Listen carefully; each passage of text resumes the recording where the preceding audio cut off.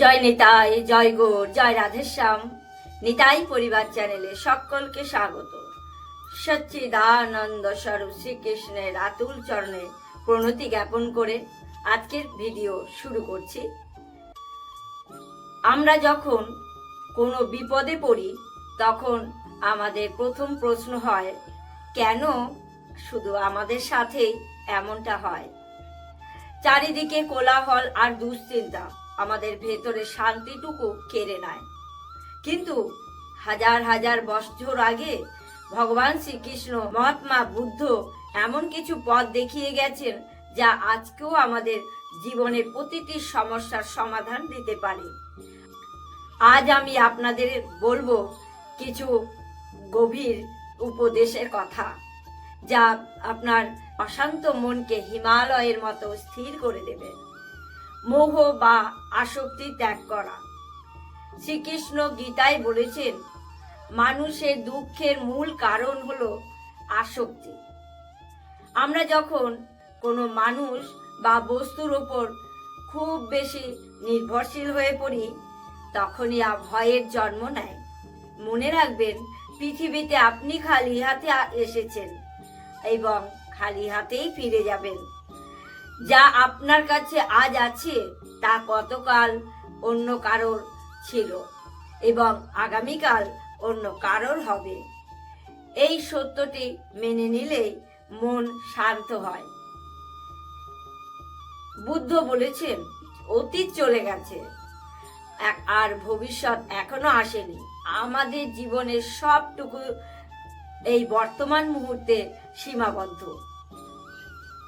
হয় অতীতের অনুশোচনায় দগ্ধ হই, না হয় ভবিষ্যতের ভয়ে অস্থির থাকি। কিন্তু শান্তি সেখানে মেলে না যেখানে মানুষ আজকের এই মুহূর্তটাকে মন দিয়ে অনুভব করতে শেখে। মন হলো একটি আবদ্ধ তার মতো। একে যদি আপনি নিয়ন্ত্রণ না করেন তবে এ আপনাকে ধ্বংসের দিকে নিয়ে যাবে। বুদ্ধের মতে, শত্রুর চেয়ে নিজের অনিয়ন্ত্রিত মন আপনার বেশি ক্ষতি করতে পারে। তাই প্রতিদিন অন্তত কয়েক মিনিট শান্ত হয়ে বসুন এবং নিজের চিন্তাগুলোকে পর্যবেক্ষণ করতে শিখুন। কর্মেণ্যেবাধিকারস্তে মা ফলেষু কদাচন। অর্থাৎ আপনার অধিকার শুধু কর্মে, ফলে নয়। আমরা যখন ফলাফলের কথা ভেবে কাজ করি তখন আমাদের একাগ্রতা নষ্ট হয়। যদি আপনি আপনার কাজটা শতভাগ নিষ্ঠার সাথে করেন তবে ফল আপনার কাছে আসবেই। ফলাফলের চিন্তা বাদ দিয়ে কাজের আনন্দ উপভোগ করুন।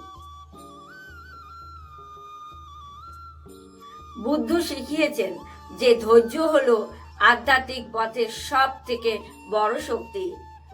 একটি ফল পাকার আগে যেমন সময় লাগে, তেমনি আপনার জীবনেও সঠিক সময় আসতেও ধৈর্যের প্রয়োজন হয়।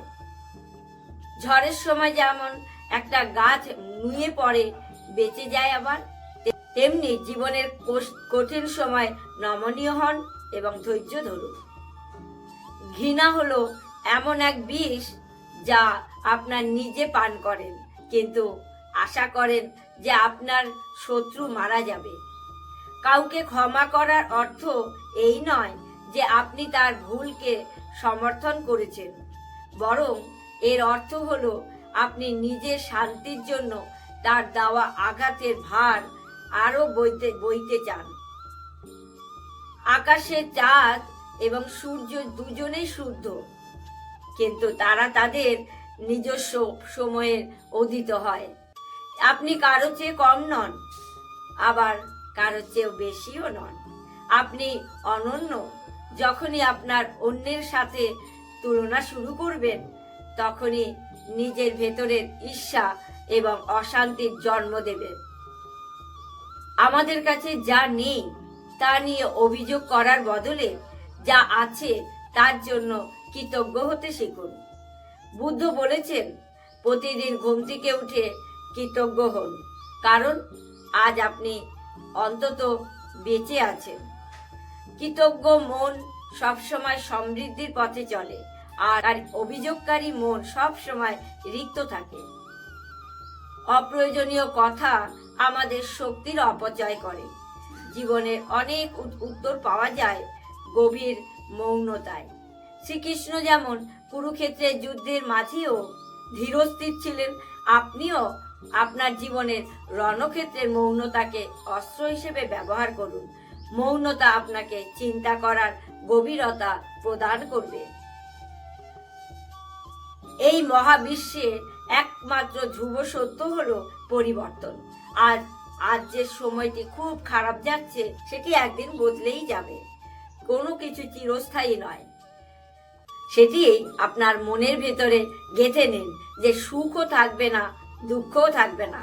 এই নির্লিপ্ততাই আপনাকে প্রকৃত শান্তি দেবে। এই কথা শুধু শোনার জন্য নয়, আপনার জীবনের প্রতিটি পদক্ষেপে প্রয়োগ করার চেষ্টা করুন। মনে রাখবেন, শান্ত সমুদ্রের জল যেমন আয়নার মতো স্বচ্ছ হয়, তেমনি শান্ত মনও জীবনের সঠিক পথ দেখতে পায়।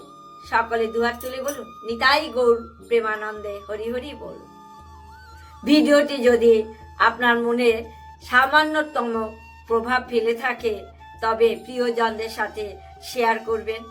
আর এই নিতাই পরিবার চ্যানেলের সাথে আপনারা সকলে যুক্ত থাকবেন। আর আপনাদের যদি কোনো প্রশ্ন থেকে থাকে, অবশ্যই কমেন্ট বক্সে লিখে দেবেন। আমি ভিডিওর মাধ্যমে যথাসাধ্য চেষ্টা করব তুলে ধরার। সকলে ভালো থাকুন, সুস্থ থাকুন, আনন্দে থাকুন। আজকের মতো এখানে বিশ্রাম দিলাম। আগামীকাল আসছি আরেকটি নতুন ভিডিও নিয়ে। টাটা।